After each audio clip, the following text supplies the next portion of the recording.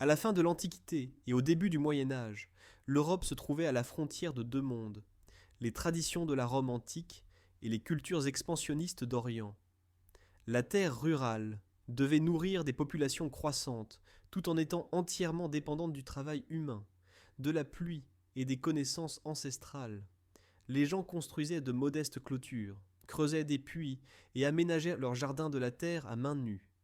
Pourtant, les chroniques et les découvertes archéologiques prouvent que la verdure cultivée accomplissait des miracles. Les rendements étaient élevés, la diversité des espèces impressionnante, et certains jardins devinrent des symboles de richesse et de pouvoir. Comment est-il possible qu'à une époque sans machines modernes, engrais synthétiques ou irrigation automatique, les jardins fussent si fertiles? Dans cette vidéo, vous découvrirez comment les moines monastiques utilisaient des rangées de jardins pour la guérison et la subsistance, pourquoi les jardins étaient entourés de murs solides et tout ce qui s'y cachait. Nous nous concentrerons sur le sol, l'eau et les plantes, les trois piliers de la productivité. Nous montrerons comment les anciens manuels agronomiques offraient des recommandations surprenantes. Par exemple, planter des radis dans une boule de fumier de chèvre, ou des recettes meurtrières pour éliminer les nuisibles. Et nous rappellerons que les jardins médiévaux n'étaient pas seulement une question de nourriture, c'étaient aussi des lieux de spiritualité et d'amour, et leur symbolique allait de la rose de Marie au jardin paradisiaque. Beaucoup des techniques qui créèrent la fertilité de l'époque restent une inspiration aujourd'hui. De plus, nous regarderons au-delà des frontières de l'Europe vers le monde islamique, où naquirent les machines d'irrigation et l'agronomie scientifique, qui influencèrent fondamentalement les jardins ibériques. Comment ces innovations arrivèrent-elles en Europe et pourquoi les monastères les adoptèrent-ils? Et quelle était la motivation des paysans ordinaires dans l'ombre du système féodal à cultiver les légumes avec tant de soin? Vous trouverez les réponses si vous continuez. Dans l'introduction, nous rencontrerons les types de jardins et la place qu'ils occupèrent dans la pensée des gens.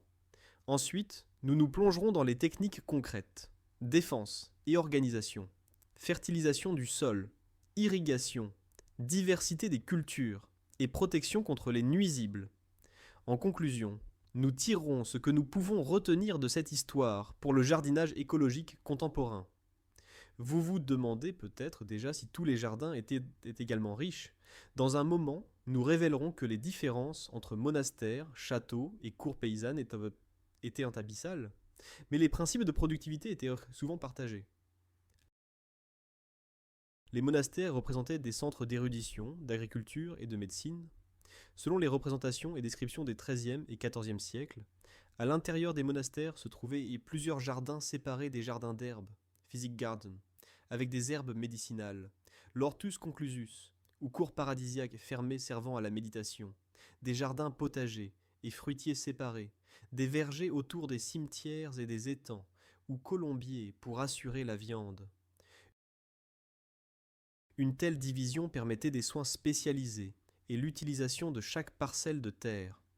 Les plantes médicinales comme les roses, la sauge ou la lavande étaient cultivées séparément, afin de ne pas être étouffées par les mauvaises herbes ou l'ombre, tandis que les légumes destinés à l'alimentation poussaient dans les endroits avec la meilleure lumière.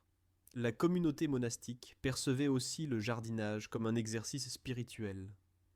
Les outils comme la bêche ou le couteau de vigneron avaient une signification symbolique. La bêche rappelait le travail d'Adam après l'expulsion du paradis. Le couteau d'élagage, l'obligation de couper les péchés. L'atrium carré, fermé avec une fontaine au centre, devait évoquer les 4 fleuves du paradis et les 4 vertus cardinales. Cette symbolique s'alliait aux tâches pratiques. Le travail régulier sur les plates-bandes accomplissait l'obligation réglementaire du travail manuel, comme l'exigeaient les règles bénédictines. Comme nous le verrons, ce furent précisément les monastères qui devinrent les principaux innovateurs dans le domaine de la fertilisation, de l'irrigation et de la sélection, car ils avaient suffisamment de temps et de motivation pour expérimenter. Outre les monastères, de magnifiques jardins étaient construits autour des châteaux et palais. Selon les descriptions du XIIIe siècle, ces jardins avaient souvent des plates-bandes rectangulaires, avec des allées renforcées, chaque partie étant entourée de clôtures en osier tressé ou de murs. Dans les demeures nobles, on ne lésinait pas sur l'esthétique. On créait des herberies, avec des pelouses surélevées, des tonnelles couvertes de roses et de vignes et des coins secrets pour les rendez-vous amoureux. Dans certains cas, une plateforme surélevée, mound, se dressait au centre, d'où il était possible d'observer clairement tout le domaine. Les jardins aristocratiques servaient à la représentation, mais contenaient néanmoins des plates-bandes de cuisine, des vergers et des étangs pour un approvisionnement constant en nourriture. Particulièrement intéressants étaient les soi-disant Paradise Garden, jardins d'amour. Les auteurs du XIIIe siècle décrivent que les cours romantiques étaient entourées de murs blancs, et qu'un banc faisait le tour de tout le périmètre. À l'intérieur se trouvaient des jardins d'herbes et de fleurs, une tonnelle en bois, de l'herbe surélevée pour s'asseoir, et parfois un petit étang, fish stew. De tels jardins symbolisaient l'amour spirituel et terrestre. Les fontaines et puits représentaient la vie, les roses et lys, la pureté virginale et la passion. La culture des fleurs avait aussi un aspect pratique. On fabriquait des huiles et des eaux parfumées à partir de leurs pétales. À l'autre extrémité du spectre social se trouvaient les modestes jardins des paysans. Ils ne regorgeaient pas de luxe, mais étaient une source de subsistance quotidienne. Les rapports des chroniques indiquent que les jardins paysans plantaient principalement des légumes, haricots, choux, oignons, ail, poireaux, radis, panais, pois et lentilles, et des herbes pour assaisonner les soupes et soigner. La surface était petite, souvent entourée d'une clôture d'osier ou vivante, pour empêcher les animaux domestiques et la volaille d'y pénétrer. À côté du jardin poussait généralement un prunier, un pommier ou un poirier, dont les fruits étaient desséchés pour l'hiver. Si le paysan avait de la chance et que son seigneur lui permettait un colombier, il pouvait obtenir une source précieuse d'engrais, le fumier de pigeons. Les jardins paysans étaient non seulement plus petits, mais aussi plus exposés aux risques. Pendant la sécheresse, les gens devaient porter l'eau du puits communal ou du ruisseau dans des récipients d'argile et arroser les plates-bandes à la main. Les cultures étaient également soumises au paiement de dîmes et aux obligations de corvée. Les serfs étaient obligés de moudre le grain au moulin seigneurial et de payer des redevances pour l'utilisation des pressoirs et des fours. Pourtant, des innovations naissaient dans le jardin paysan. Par exemple, la culture de légumineuses pour améliorer le sol, ce qui se répandit bientôt dans le système triennial. Comment cela s'est-il passé ? Nous y reviendrons dans un instant. Dans de nombreux textes médiévaux et enluminures, le jardin est toujours séparé du monde extérieur. Le mot latin hortus signifie lieu enclos, et précisément l'enclosure était la première tâche de chaque jardinier. Les articles du XIIIe siècle recommandent de construire autour du terrain une clôture en bois ou une haie vivante tressée d'aubépines, de roses et de ronces, pour empêcher le bétail, les porcs ou le gibier de pénétrer dans le jardin. Dans le monde arabe, on utilisait souvent de bas murs de pierre ou un fossé d'eau. Les jardins de châteaux et aristocratiques étaient en outre entourés de hauts murs, qui assuraient l'intimité, la sécurité et créaient un microclimat favorable. La conception du jardin partait de la géométrie. Les plates-bandes avaient une forme rectangulaire et entre elles menaient d'étroites allées de terre battue ou de planches de bois. Les bords des plates-bandes s'élevaient à la hauteur de quelques pouces et étaient bordés de clôtures d'osier ou de planches. Cette astuce simple améliorait le drainage et protégeait le sol du piétinement. Dans certains jardins islamiques, il était au contraire avantageux de creuser les plates-bandes. Le soleil réchauffait ainsi les parois de la plate-bande et l'irrigation se maintenait plus longtemps. La division en parcelles régulières facilitait la rotation des cultures et demandait moins de travail d'entretien. À l'intérieur des jardins étaient construites des pergolas, tonnelles et treillages, qui servaient de support pour la vigne et les roses. Les hauts murs agissaient également comme collecteurs d'énergie solaire. Les jardiniers de la Renaissance découvrirent plus tard que les murs pouvaient accumuler la chaleur pendant le jour et la libérer la nuit. Ils utilisaient les soi-disant murs fruitiers, qui permettaient de cultiver pêches, abricots ou vignes dans les régions plus froides. Dans certains monastères, on utilisait aussi les soi-disant espaliers, arbres fruitiers, conduits le long du mur, pour économiser l'espace et assurer un ensoleillement maximal. Les Égyptiens connaissaient déjà cette technique, mais ce furent précisément les moines médiévaux qui la transmirent en Europe. Les jardins étaient aussi pleins d'autres aménagements microscopiques. Les turfs pour s'asseoir, bancs de terre gazonnés surélevés, offraient du repos et agissaient en même temps comme accumulateurs thermiques. Dès le XIIIe siècle apparaissent, dans les cours royales, les premières pelouses, qui devaient être soigneusement établies, selon le manuscrit d'Albert le Grand. Il fallait d'abord enlever toutes les mauvaises herbes, puis arroser le sol d'eau bouillante pour détruire les graines de mauvaises herbes, et enfin poser des mottes de qualité, et les frapper avec des maillets en bois pour les joindre. Cette méthode, bien que laborieuse, témoigne de la gravité avec laquelle on prenait l'établissement des espaces verts. Les jardins clos ne sont pas seulement une innovation européenne. Le terme paradise vient du persan pairi daesa, littéralement cercle enclos.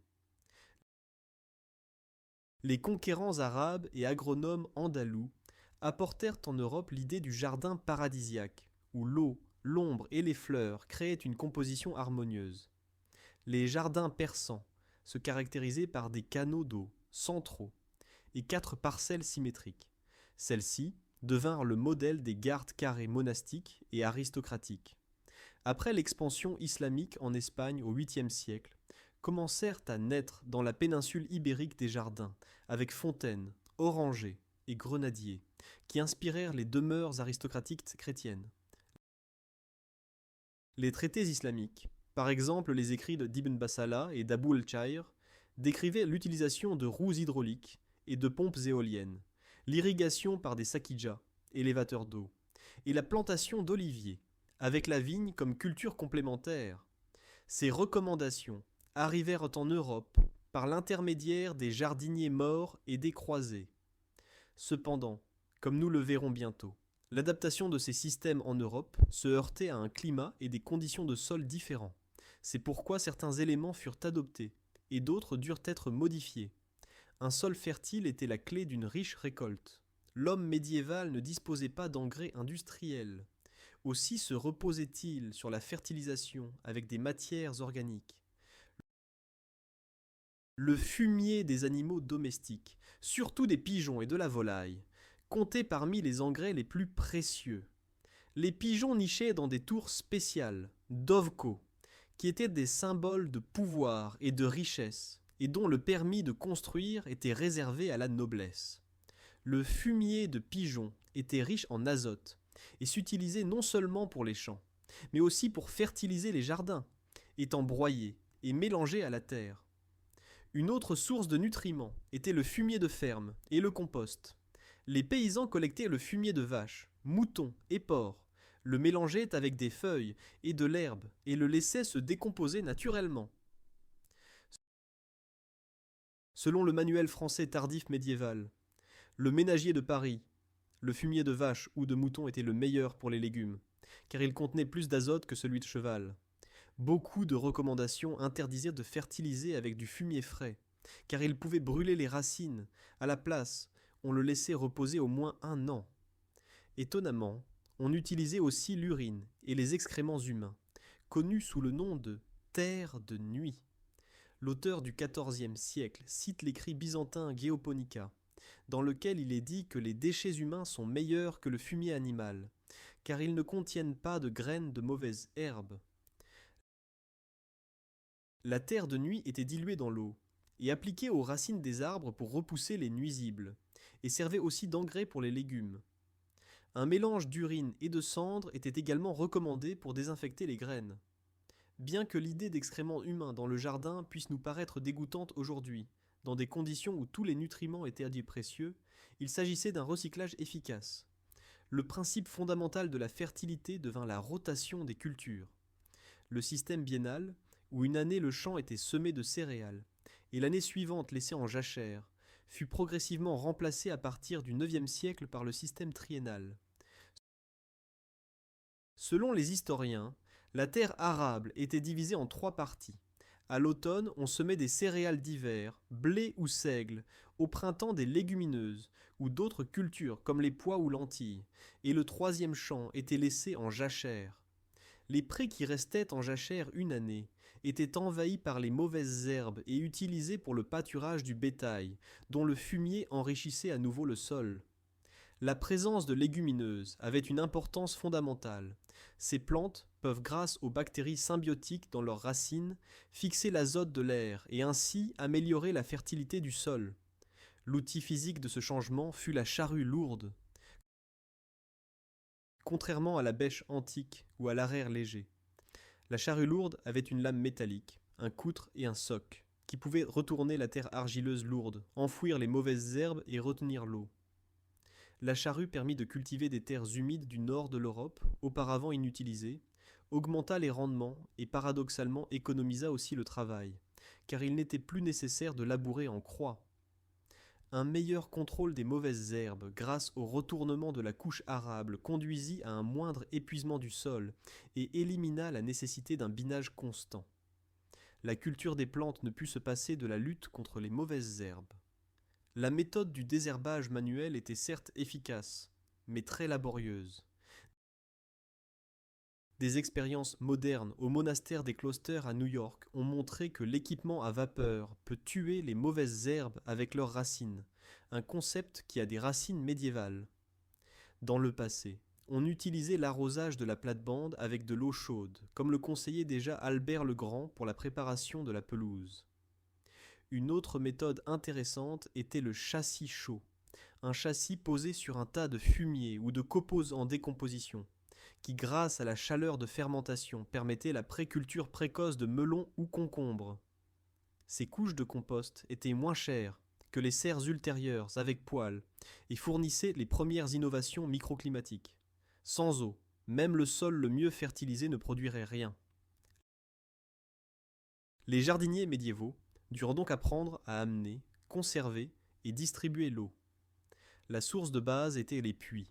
Beaucoup de jardins avaient un petit puits ou une citerne avec de l'eau de pluie. Pour l'arrosage, on utilisait des récipients d'arrosage en argile, appelés chante-pleurs, récipients à fond percé et col étroit, qui se remplissaient par immersion dans l'eau. Et le jet d'eau se libérait seulement après avoir retiré le pouce. Ces pots d'arrosage apparaissent dans les manuscrits dès le XIe siècle et prouvent que les gens savaient arroser économiquement et uniformément les semis sensibles. De plus grandes quantités d'eau étaient transportées dans des outres en cuir, seaux en bois ou sur des chariots. Pour les jardins et champs plus grands, des systèmes plus sophistiqués étaient nécessaires. Les moines cisterciens, connus pour leur habileté technique, perfectionnèrent la construction de moulins à eau et les utilisèrent pour actionner des pompes. Selon des études modernes, ils développèrent de nouvelles méthodes d'irrigation et apportèrent en Europe des cultures exotiques comme le riz ou la canne à sucre. Les moulins servaient à actionner des pompes qui élevaient l'eau vers les plates-bandes. Dans les jardins andalous, sur le fleuve Guadalquivir, se trouvaient au XIIIe siècle des milliers de roues hydrauliques. Grâce à elles, il était possible d'irriguer de vastes jardins maraîchers et vergers. Les agronomes arabes écrivaient sur la façon d'élever l'eau de puits profonds à l'aide de sakijas et de pompes éoliennes et de la distribuer par des canaux sur les terrasses. Mais à quoi ressemblait la pratique courante ? Au nord de l'Europe, les précipitations étaient relativement suffisantes, mais les années sèches pouvaient se transformer en catastrophes. C'est pourquoi chaque cour creusait un puits, un trou circulaire maçonné de pierre qui pénétrait jusqu'à l'eau souterraine. L'entretien du puits était dangereux et exigeait de grimper à l'intérieur, mais sans lui, les légumes auraient séché. Quelque part, l'eau était collectée dans de grandes citernes de briques cuites, qui captaient l'eau de pluie des toits et réservoirs voûtés. Une autre variante était les dugous, fosses creusées enduites d'argile, qui servèrent de petits réservoirs dans le jardin. Quand il s'agissait de distribuer l'eau, Les jardiniers médiévaux utilisaient chaque goutte. Les musées en plein air et manuscrits montrent des gouttières en bois ou céramique qui menaient l'eau du puits aux plates-bandes. L'eau était transvasée manuellement avec des seaux et arrosée seulement sous les racines des plantes pour minimiser l'évaporation. Les traités arabes conseillèrent de pailler le sol avec de l'herbe et des feuilles pour que l'humidité se maintienne plus longtemps. Cette méthode fut aussi adoptée en Europe. Dans les pays chauds, on établissait des terrasses et de bas canaux, le long desquels l'eau coulait entre les plates-bandes, sans les éroder. En cas de manque d'eau, les jardins se limitaient aux vivaces et herbes aromatiques, qui supportèrent la sécheresse. Un chapitre intéressant était les lois régulant l'usage de l'eau.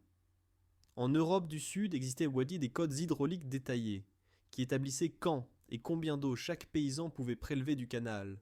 Les créneaux horaires s'inscrivaient sur des planchettes de bois et étaient strictement respectés. La violation du droit hydraulique était punie d'amende ou d'interdiction d'irrigation. Ces mécanismes juridiques montrent que l'eau était une ressource précieuse et que sa gestion était une question sociale complexe autant qu'un défi technique. Dès que naquirent les moulins à eau et pompe, ils changèrent le paysage. Les jardins purent s'étendre plus loin des rivières, car l'eau était transportée sur de plus longues distances. Les biefs de moulins servaient en même temps de canaux d'irrigation et de sources d'énergie pour moudre le grain. Dans cette vidéo, vous apprendrez que l'irrigation n'est pas seulement une curiosité historique. La question de l'eau reste critique aujourd'hui, et les systèmes médiévaux peuvent nous offrir l'inspiration pour une gestion durable. L'eau jouait aussi un autre rôle fondamental. Elle permettait l'élevage de poissons. Le calendrier chrétien exigeait des jeûnes, pendant lesquels il était interdit de manger de la viande. Les poissons formaient donc une partie importante du régime alimentaire. Dès le XIIIe siècle se font des étangs, grandes retenues pour l'élevage de carpes, brochets et anguilles, et de petites retenues peu profondes, appelées stews, qui servaient de réservoir pour les poissons destinés à la consommation immédiate. Les étangs devaient avoir un afflux et un écoulement d'eau constant, pour qu'elles ne stagnent pas et ne pourrissent pas, et les digues se maintenaient propres, pour qu'il soit possible de pêcher facilement les poissons avec des filets. Dans certaines exploitations monastiques, les étangs étaient si grands qu'on y naviguait en bateau. Les rapports de Worcester attestent que les anguilles étaient souvent élevées dans les biefs de moulins et que les fermiers payaient une partie du loyer en anguilles.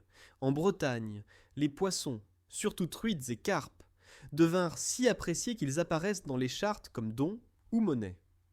Comme la population croissait et qu'il y avait surpêche dans les rivières, les étangs privés devinrent la seule certitude. Dans certains monastères, existaient plusieurs étangs, dont chacun avait une espèce différente de poisson. L'entretien de ces retenues exigeait le curage de la vase et la pêche pour les espèces surabondantes.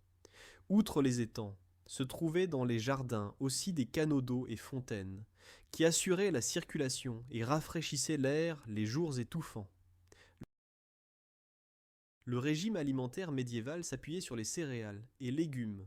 Dans les jardins de cuisine se cultivèrent choux, choux verts, oignons, ail, poireaux, radis, panais, pois, lentilles, haricots et céleri. Ces plantes formaient la base des soupes et bouillies, qui étaient dans le pain quotidien des paysans comme des moines. Les légumineuses, outre qu'elles enrichissaient le sol en azote, fournissaient une source importante de protéines végétales. Pois et lentilles étaient souvent séchés pour l'hiver. Dans les plates-bandes de printemps se semaient carottes, persil et épinards, tandis qu'en été se cultivaient courges, concombres ou panais. Moins connu, mais apprécié était le rutabaga, dont les feuilles servaient de salade. La culture avait un rythme fixe. Le ménager de Paris conseillait de semer les fèves entre Noël et début mars, après la levée de ratisser le sol, et quand les plantes avaient 6 feuilles, de les biner. Les graines ne devaient pas être semées par temps humide, pour qu'elles ne collent pas au râteau. Et il fallait arroser le matin ou le soir, pour que les plantes ne soient pas brûlées par le soleil. L'auteur recommandait aussi d'utiliser les calendriers lunaires et ecclésiastiques pour choisir les jours de semis. Selon les agronomes arabes, on alternait les cultures, de sorte qu'après les céréales suivent la première année le lin ou chanvre et la troisième année les légumineuses. Les herbes médicinales avaient une signification particulière. Le Physic Garden monastique contenait la rose sans feuilles, sauge, menthe, hysope, romarin, mélisse et des dizaines d'autres espèces, dont on fabriquait onguents, teintures et tisanes. Certaines plantes, comme lavande ou fenouil, servaient en même temps d'épices aromatiques. On cultivait aussi rue, absinthe et armoise, qui repoussaient les insectes.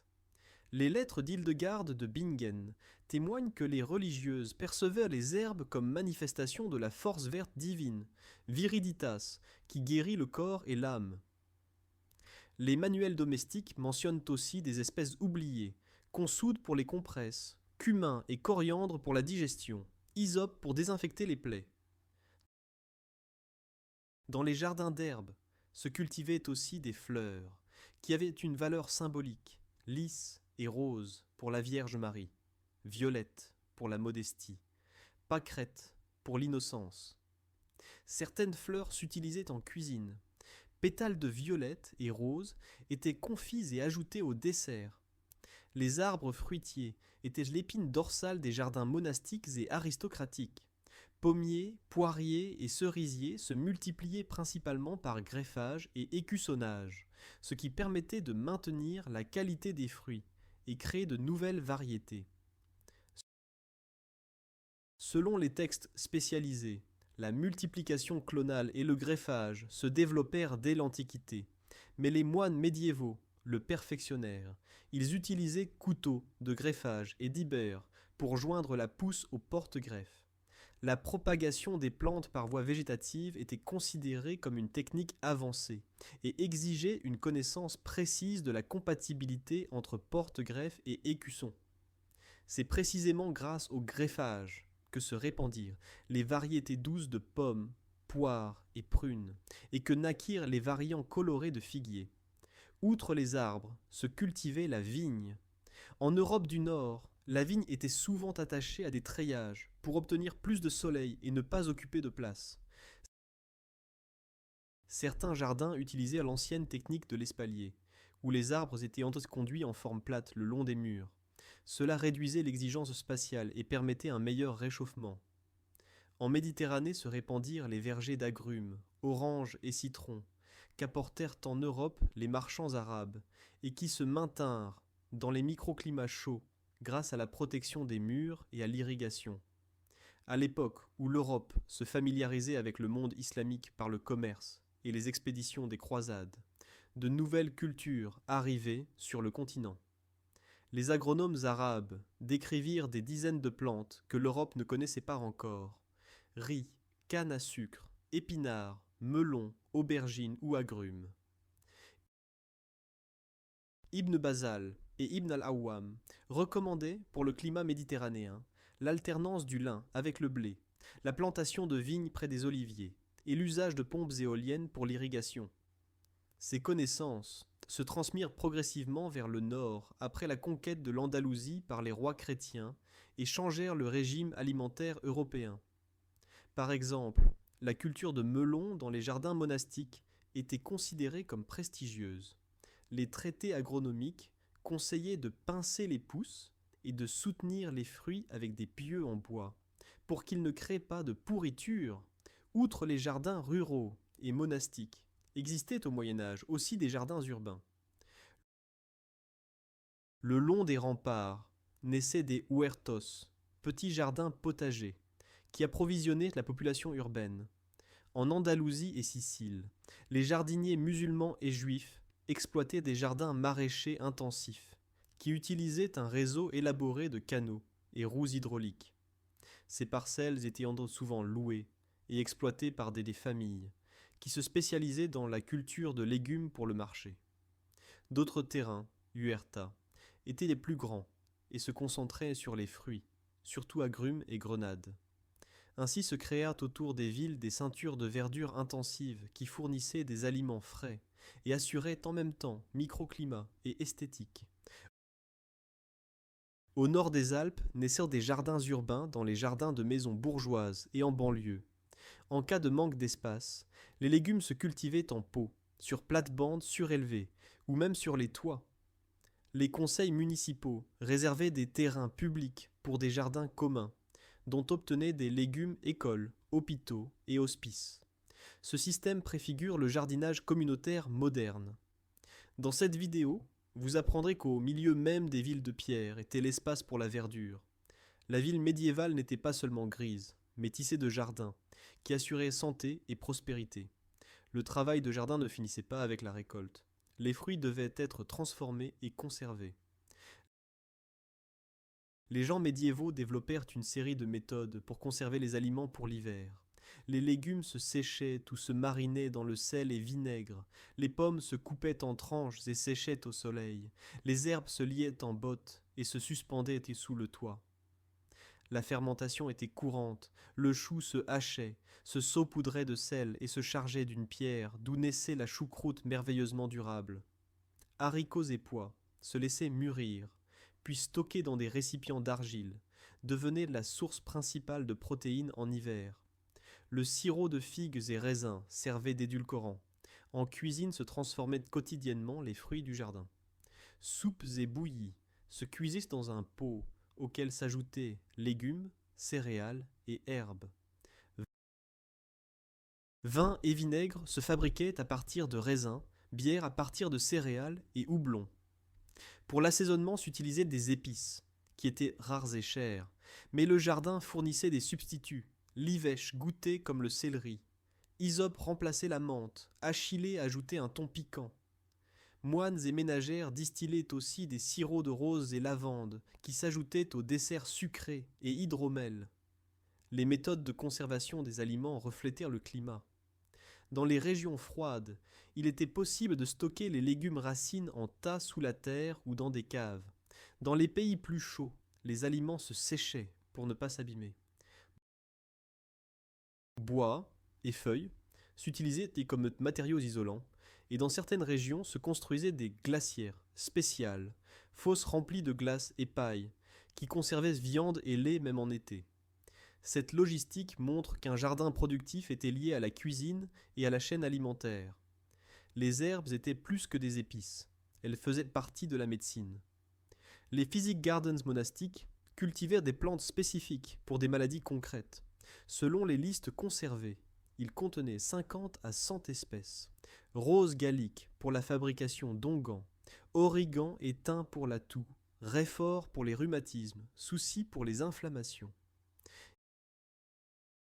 Hildegarde de Bingen soulignait que les herbes ont la force spirituelle viriditas, qui guérit le déséquilibre intérieur et est un don de Dieu.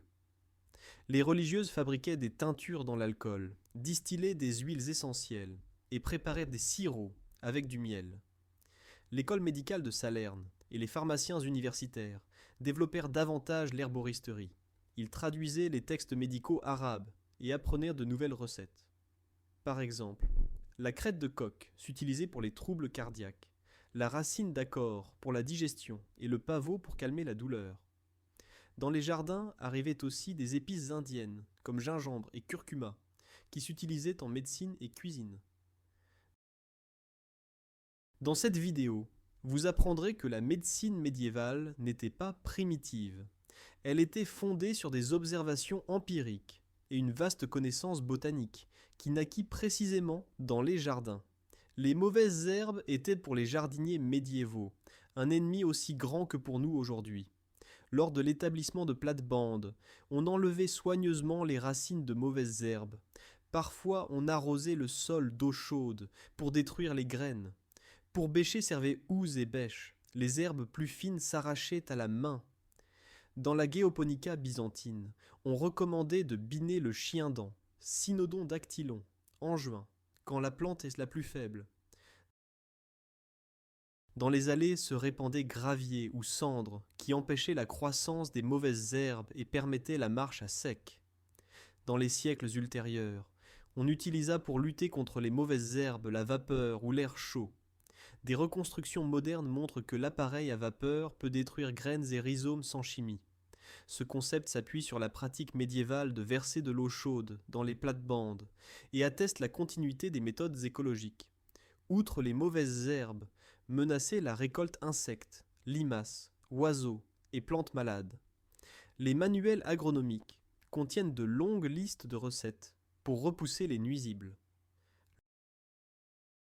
Le plus souvent s'utilisait le soufre, broyé et répandu autour des vignes. Il repoussait les insectes. Sa fumée après combustion tuait les chenilles. On utilisait en outre cendres, goudron et résine, urine, vinaigre et aussi des solutions d'herbe, surtout ail, qui se broyaient dans l'huile et se brûlaient pour chasser les guêpes. Pour repousser les fourmis, on recommandait de répandre sur leur nid de la sciure de chêne ou de la cendre. Le fumier de pigeons répandu autour des plates-bandes chassait, paraît-il, sauterelles et chenilles. Certains moyens étaient cependant dangereux. La Geoponica conseillait de poudrer les arbres de plomb pour les débarrasser des chenilles. Et les auteurs arabes recommandaient de cuire le grain avec de l'arsenic rouge et de le disperser aux oiseaux. Ces pesticides avaient certes un effet à court terme, mais étaient toxiques pour les gens et la nature. Malgré ces extrêmes, la plupart de la protection des cultures médiévales était organique et partait d'observations sur quelles plantes et substances gênent les nuisibles. Les pulvérisations d'ortie et d'absinthe repoussaient les pucerons, tandis que saupoudrer les plantes de cendres de foyer protégeait contre les moisissures. Quand les moyens naturels échouaient, les gens se tournaient vers les méthodes spirituelles. En France et Italie se tenaient des processions appelées rogations, pendant lesquelles prêtres et fidèles faisaient le tour des champs, priaient et bénissaient les cultures. Si la situation était exceptionnellement grave, les tribunaux ecclésiastiques pouvaient juger et excommunier les nuisibles, par exemple sauterelles ou chenilles. Cette pratique partait de la conviction que même les forces naturelles sont soumises à l'ordre divin et peuvent être exclues de la communauté, si elles nuisent. L'Europe était au Moyen Âge une mosaïque colorée de climats. Au sud, autour de la Méditerranée et sur la péninsule ibérique, les jardins devaient lutter contre la chaleur et la sécheresse. Ici se développèrent des systèmes d'irrigation complexes avec roues hydrauliques et canaux, que décrivent les agronomes arabes. Les jardins d'Andalousie ressemblaient à des oasis, dominaient agrumes, grenades et figues, se cultivaient melons et aubergines. Ombre de pergolas et fontaines étaient nécessaires non seulement pour l'esthétique, mais aussi pour maintenir l'humidité de l'air. Dans les conditions méditerranéennes, était aussi cruciale la protection du sol contre l'érosion. Les jardins en terrasse se construisaient sur les pentes, et leurs murets retenaient sol et eau. En Europe centrale et du Nord, le climat était plus humide, avec des précipitations plus élevées et des hivers plus froids. Les jardins utilisaient ici l'eau de pluie et se fiaient moins aux irrigations complexes, mais luttaient d'autant plus contre le gel. Plates-bandes surélevées et murs fruitiers aidaient à prolonger la saison végétative. Dans les régions nordiques se cultivaient des variétés plus résistantes de pommes, poires et choux. Le vin était plus rare et la spécialité devint les baies juteuses et légumes racines. Les moines en Angleterre et Allemagne expérimentaient avec châssis chauds et cloches pour pouvoir préculture les espèces thermophiles. Une réalité tout à fait différente étaient les régions montagneuses des Alpes et Carpates. Pentes raides et courtes saisons végétatives contraignaient les jardiniers à créer de petits jardins protégés contre avalanches et vents. Ici se cultivaient principalement des herbes qui supportèrent le froid et avaient une haute valeur, comme arnica ou menthe de montagne. La découverte fut le séchage et la conservation des herbes, ce qui raccourcit la dépendance à la récolte fraîche. Dans un moment, nous révélerons comment cette approche régionale de l'exploitation se reflétait dans l'échange de graines et plantes entre différentes parties de l'Europe. Bien que les jardiniers médiévaux ne connussent pas le terme permaculture, ils utilisaient instinctivement les principes de culture associée et de diversité. L'agronomie arabe recommandait de planter oliviers avec vignes, car leurs racines se complètent mutuellement, et l'ombre de l'olivier protège les raisins du soleil brûlant. En Europe occidentale se pratiquait de même la plantation d'herbes aromatiques entre les légumes. Sarriette et lavande repoussaient les nuisibles, tandis que souci et camomille attiraient les pollinisateurs. Dans les jardins de cuisine se cultivait souvent le chou, entouré d'oignons et ail, ce qui devait empêcher les mouches des crucifères. Nous savons aussi que les jardiniers médiévaux utilisaient les soi-disant plantes compagnes pour l'ombrage. Par exemple, les haricots hauts créaient un microclimat pour les salades basses. Le mouvement permaculturel moderne souligne précisément cette diversité. Plate-bande mixte avec vivaces et annuelles, utilisation des mauvaises herbes comme nourriture et remède, et minimisation des déchets. Nos ancêtres faisant de même. Dans l'herbier médiéval, nous trouvons des conseils pour laisser pousser en bordure de jardins orties et plantains, car ils fournissent de nourriture aux abeilles et peuvent également s'utiliser comme remède. Dans cette vidéo, vous apprendrez que la diversité n'était pas seulement esthétique. Elle créait un écosystème résilient et assurait la récolte même en cas de défaillance d'une culture. Les jardins apparaissent non seulement dans les chroniques et manuels, mais aussi dans la littérature et l'art médiévaux. Les manuscrits enluminés, comme par exemple le traité médical Taquinum Sanitatis, montrent des cultivateurs travaillant dans les jardins, femmes cueillant la salade, ou hommes arrosant les tomates dans des plates-bandes rectangulaires surélevées.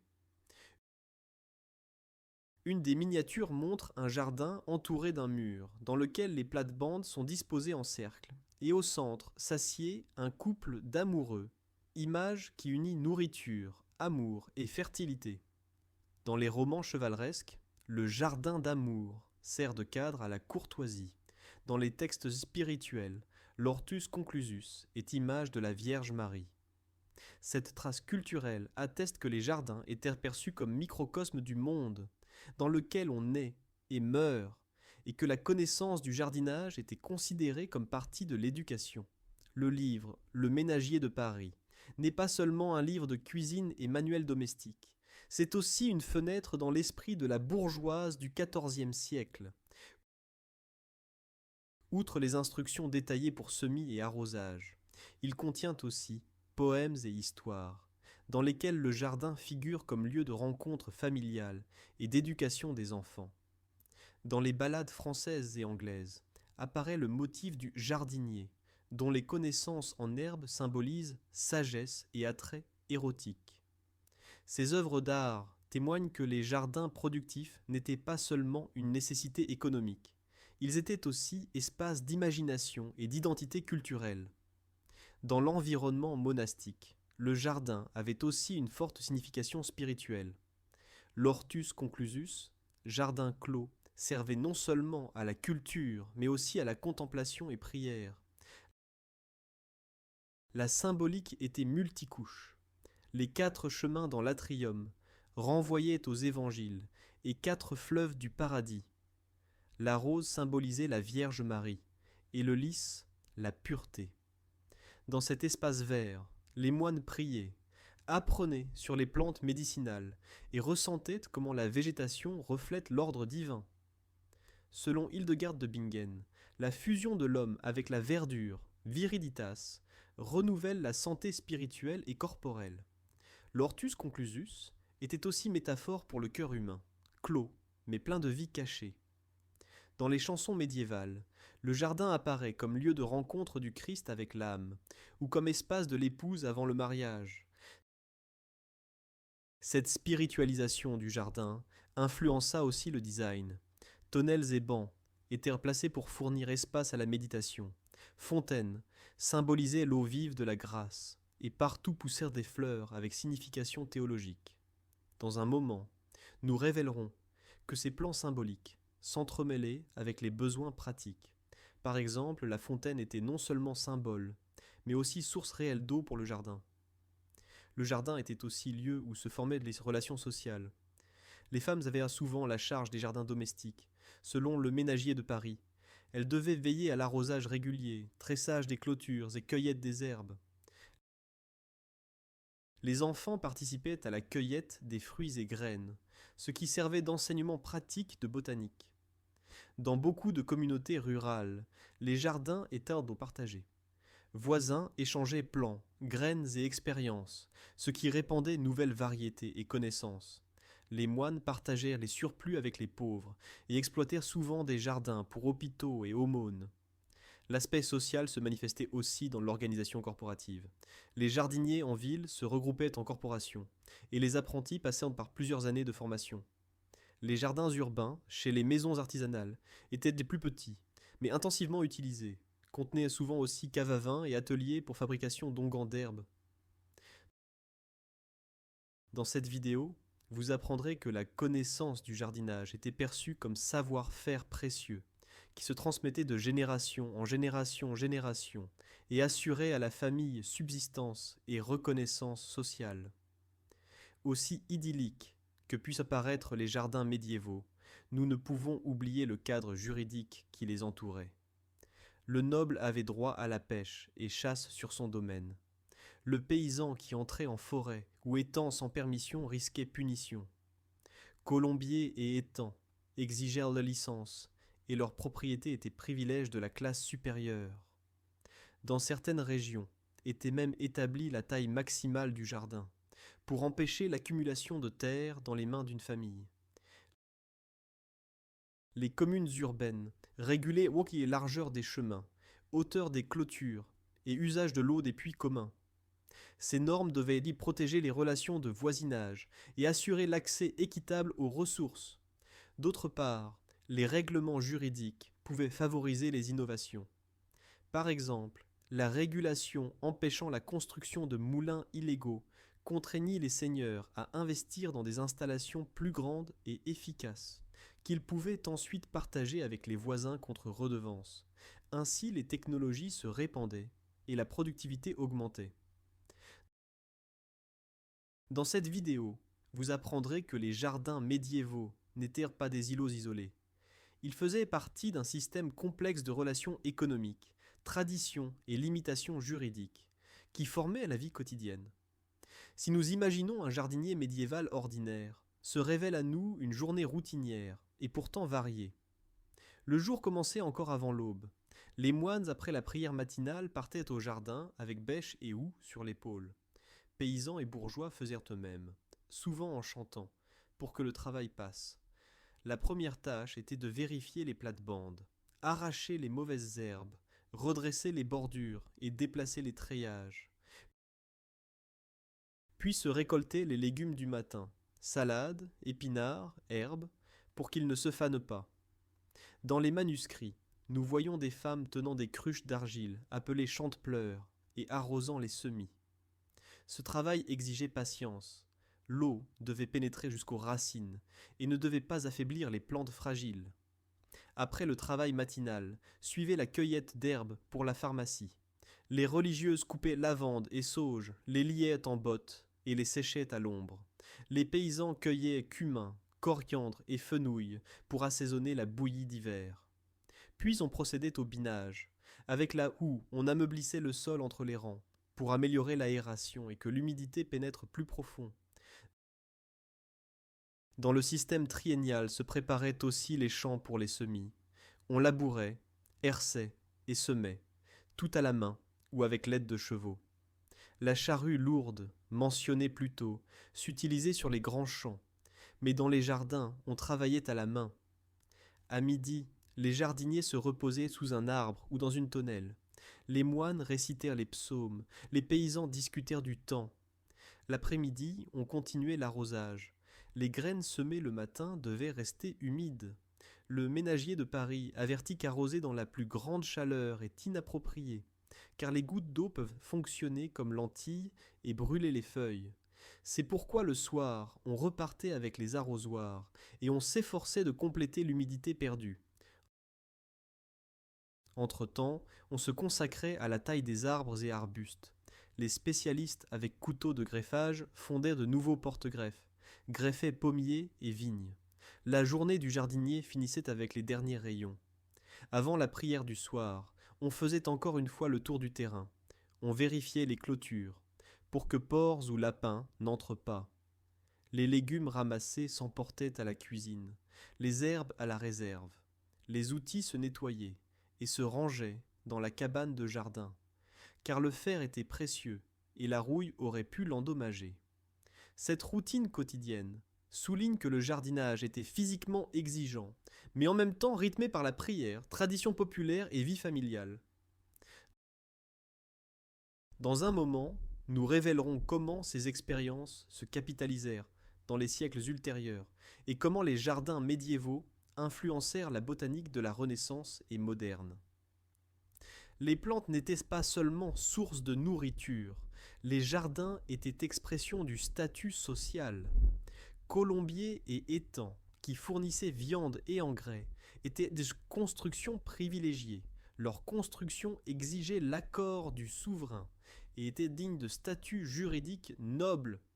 Le nombre d'étangs dans un monastère ou domaine témoignait de la richesse. Dans certains cas, il y en avait 6 ou plus. Les roses plantées, surtout les variétés blanches rares, servaient comme symbole héraldique des lignées, ce qui atteste combien le jardin était important pour l'identité de l'aristocratie.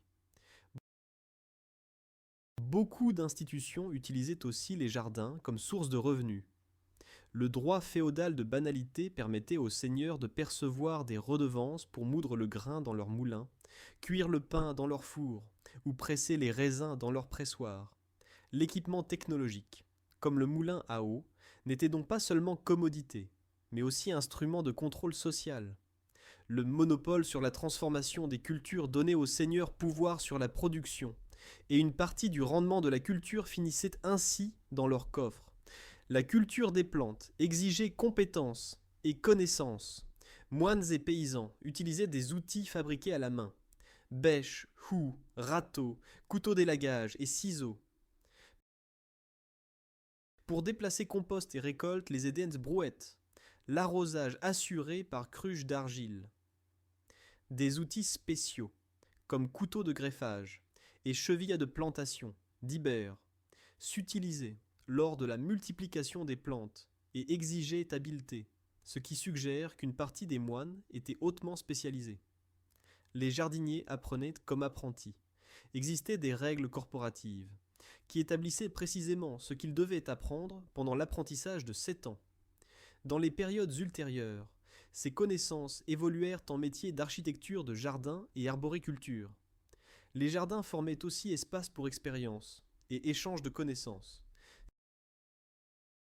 Cisterciens et bénédictins recopiaient les écrits antiques et écrivaient eux-mêmes des manuels agronomiques. L'écrit le plus connu est le Liber Ruralium Commodorum, Ruralia Commoda, de Pierre de Crescentis, de la fin du XIIIe siècle. L'auteur y décrit le jardin royal idéal de 20 acres, entouré d'un haut mur avec section pour herbes, roses, arbres fruitiers et pelouses. Il recommande que dans le jardin coule de l'eau pure de source dans une fontaine. En même temps, il donne des conseils curieux. Mettre les graines de radis et salade dans une boule de fumier de chèvre pour qu'elles germent mieux ou que les concombres ont peur du tonnerre. Ces recettes montrent combien l'agronomie médiévale était expérimentale et observationnelle. Le succès du système triennial et de la charrue lourde eut de vastes conséquences sociales.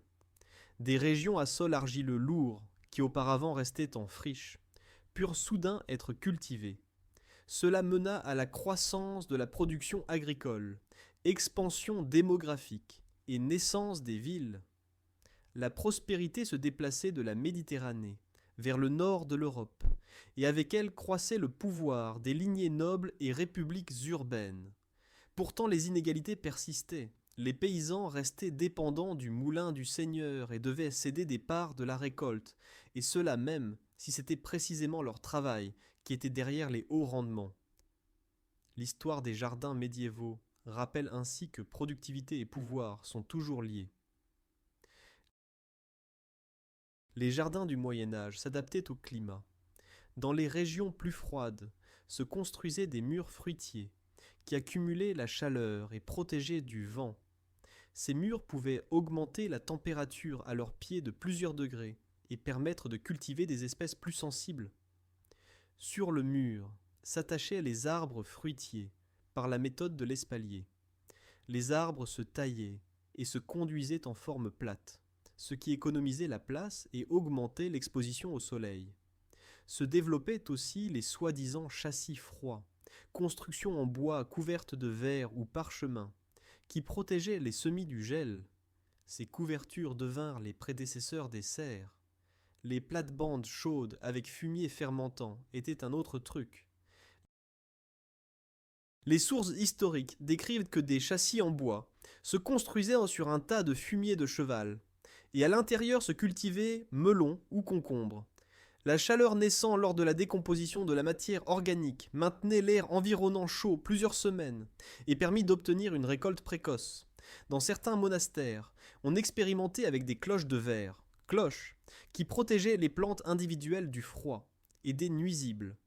Ces innovations montrent que les jardiniers étaient inventifs et savaient utiliser les ressources naturelles pour augmenter les rendements.